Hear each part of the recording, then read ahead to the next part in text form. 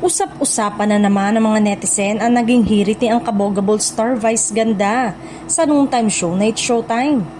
Matapos niyang magpakawala ng biro tungkol sa magiging introduction daw niya kung sakaling sasali siya sa isang gay pageant.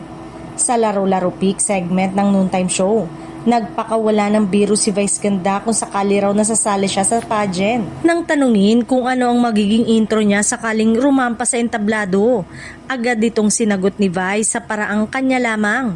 Magandang tanghali sa inyong lahat. Ako po si Maria Cristina Minalas-Malas, ang babaeng walang kabuenas-buenas.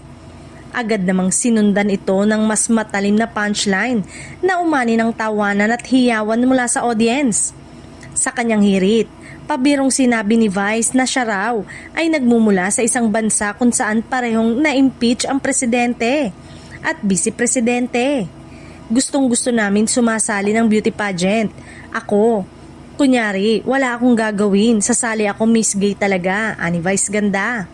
Paano intro mo? Tanong sa kanya ng co-host na si Jong Hilario.